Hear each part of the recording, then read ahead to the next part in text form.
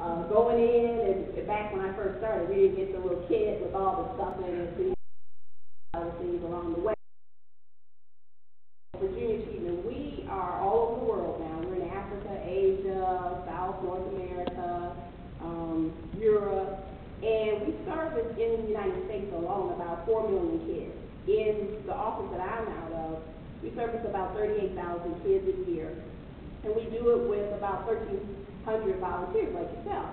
And we get a lot of bankers that come in because they have some obligations to give back to community and natural literacy.